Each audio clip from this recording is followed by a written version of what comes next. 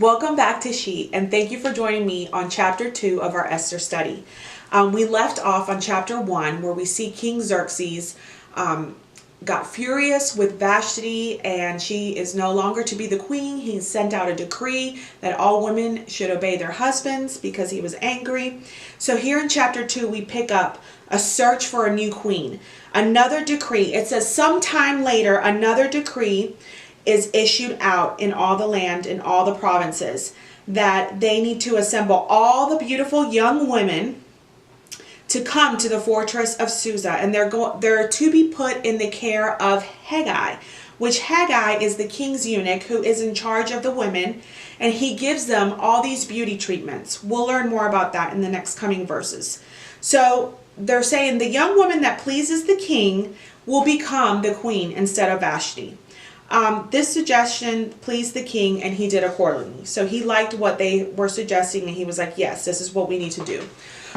So here in verse 5 is where we're introduced to Mordecai and Esther. And I'm just going to read because the Bible just puts it so beautifully. Verse 5. In the fortress of Susa there was a Jewish man named Mordecai, son of Jair, son of Shimei, son of Kish, a Benjamite. He had been taken into exile from Jerusalem with the other captives when the king Nebuchadnezzar of Babylon took King Jeconiah of Judah into exile. Mordecai was the legal guardian of his cousin Hadash, which that is Esther, because she did not have a father or a mother. So let me just stop right there. So verse 5 through 7, we find out a little bit of background information on who Mordecai is. We know that he is of Jewish descent, and he has a long lineage. It goes all the way back to when they were in Babylon. And another thing that we find out is that Mordecai is the cousin of Esther. Now, isn't that interesting? And Esther did not have a father or a mother, so she's an orphan, guys. She's an orphan. And I just want to highlight that for a second, that sometimes people look at our circumstances and they judge us by our circumstances. I'm sure that a lot of people judged Mordecai for taking Esther under his wing and saying, what does he know about raising girls? What does he know about women? There's no mention of Mordecai having a wife, so I'm sure that there was a lot of people that looked on him, well, what does he know about raising a girl? But we do find out that he did have a strong lineage of, he was a Jew, so he did have faith. Faith was instilled in him, that he believed in God. That was something that was in him. So that's something that plays out later on. All the things that he instilled in Esther as a child, they come to pass, and there's fruits of that. There's fruits of him instilling his heritage in Esther. And also, this about her not having a father or a mother, being an orphan, is that God handpicks us. It doesn't matter what we've been through, what we've gone through. God handpicks us, and it just shows how beautifully he has a purpose for all of our lives.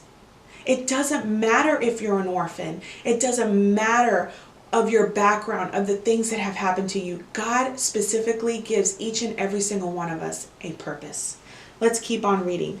The young woman, here we find out the young woman had a beautiful figure and was extremely good looking. And you know what? That's going to play to her favor, because when we read about King Xerxes, he's all about what's on the outside, right? He likes for things to be showy. We know that. He likes for people to see all his beautiful things. So we already know that he's all about looks and materialistic. So the fact that it mentions that she was good looking, this is going to play into Esther's favor.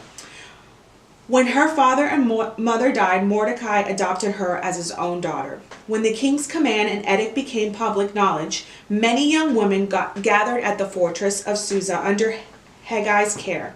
Esther was also taken to that place and placed under the care of Haggai, who was in charge of the women. The young woman, this is talking about Esther. Esther was a young woman. She pleased him. It's talking about Haggai. She pleased him and gained his favor, so that he accelerated the process of the beauty treatments and the special diet that she received. He assigned 7 hand-picked female servants to her from the palace and transferred her and her servants to the harem's best quarters. So here we see the word favor introduced.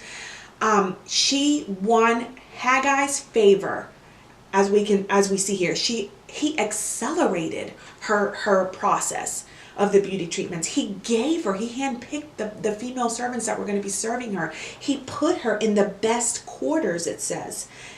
Verse 10, Esther did not reveal her ethnic background or her birthplace because Mordecai had ordered her not to. Here we see obedience. Mordecai said, don't you dare say that you're of Jewish descent. He knew what he was doing. And you know what it says? She did not. Every day, Mordecai took a walk in front of the harem's courtyard to learn how Esther was doing and to see what was happening to her. So this tells me that they had a great relationship, that he was coming to check on her. He wanted to see what she was doing every day. Verse 12, during the year before each young woman's turn to go to the king, the harem's regulation required her to receive beauty treatments with oil myrrh for 6 months, and then with perfume and cosmetics for 6 months. This is a heck of a spa treatment, ladies. Like, can you imagine being, for 6 months, you're getting perfumes and cosmetics, you're getting treatments with oils and myrrh? Like, I can just imagine myself, like, who doesn't want to, for a year, undergo beauty treatments? But you know what else the Lord spoke to me when I read that? God said to me, what if beauty treatments, I don't want to say this wrong. Hold on one second. Let me look up my notes, guys. What if we looked at beauty treatments as time? Because it took so long for these beauty treatments to happen, for all these women to come before the king. It took a year. It was a process. They had to go undergo this process before coming to the king. What if we looked at time equals beauty treatments? And what do I mean by that? Is what if we let God beautify us? You know what? There's certain things in my life that I have to let God work out. And that's going to take time. It's not going to happen overnight. It's going to take time for God to beautify me in patience, my attitude. There's things that, I need him to take care of. There's time for that. What if we allowed him to do that in us? And how much beautiful will we become afterwards when we allow God to work that in us? Guys, this was an amazing revelation to me. Letting God beautify us, giving him that time in our lives. Let's go to verse 13. When the young woman would go to the king, she was given whatever she requested to take with her from the harem to the palace. She would go in the evening and the morning, and she would return to a second harem under the supervision of, I can't even pronounce that name, Sheshgaz, the king's eunuch in charge of the concubines. She never went to the king again unless he desired or summoned her by name. Verse 15, Esther was the daughter of Abihail, the uncle of Mordecai. Here we find out, I believe that's her dad, who adopted her as his own daughter. When her turn came to go to the king, she did not ask for anything except what Haggai, the king's trusted official in charge of the harem, suggested. So here we see that Esther is wise. She is taking Haggai's instruction and saying, you know what, I'm not going to do anything. Like, whatever you tell me to do, Haggai, I'm going to do, because I trust you. And you know the king. So if you know the king, I'm going to have favor.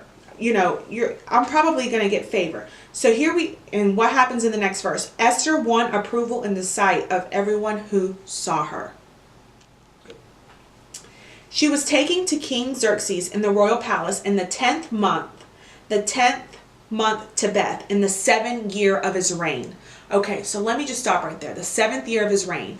When we started in chapter 1, if I didn't really read it, but in chapter 1, it takes place 3 years into King Xerxes' reign. So when we hear about Queen Vashti and all that, it was 3 years into his reign when all that happened. Now here, when Esther is brought before the king, it says in the 7th year of his reign. So some time had taken place between Vashti stepping down and Esther coming into the presence of the king. approximately 4 years, because 1 year she was receiving beauty treatments. So again, time. There we see time again for God to do his only what he can do. Work out in the details and arrange things only the way that he can. It's going to take time, guys. We got to learn how to trust in God's perfect timing. In the 7th year of his reign, the king loved, verse 17, the king loved, here we hear, he loved Esther more than all the other women. She won more favor and approval from him than any of the other young women. He placed the royal crown on her head, and he made her queen in place of Vashti.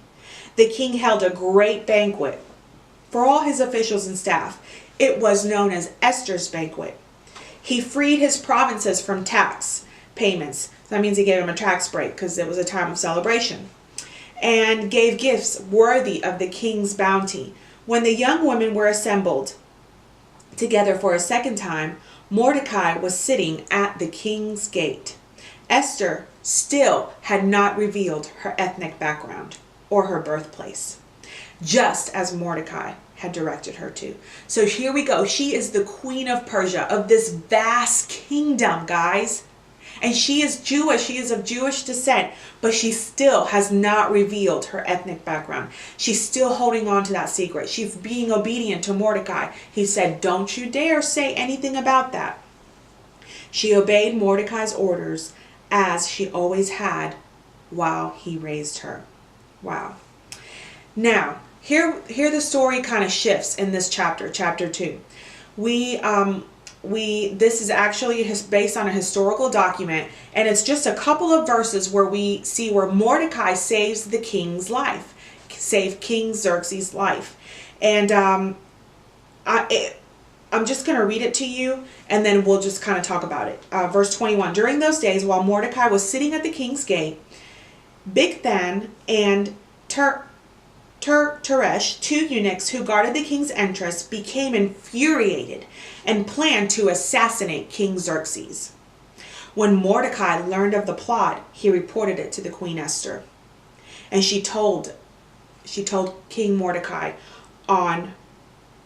she told the king on Mordecai's behalf. When the report was investigated and verified, both men were hanged on the gallows. This event was recorded in the historical record in the king's presence. So here we see Mordecai saving the king's life from 2 of his officials. And so he overheard this conversation, and he said, Esther, I've overheard this. And Esther runs to King Xerxes, and King Xerxes confronts the men, and it is true, and they get hung. And it just says that it was recorded in documents. Now this, I want you to remember this piece, because this is going to come into play in a very important chapter later on. And it's just amazing. It's just inserted here in this chapter. That's all that we get from it. And then it just moves on into chapter 3. So again, I encourage you to read chapter 2 and see what God speaks to you.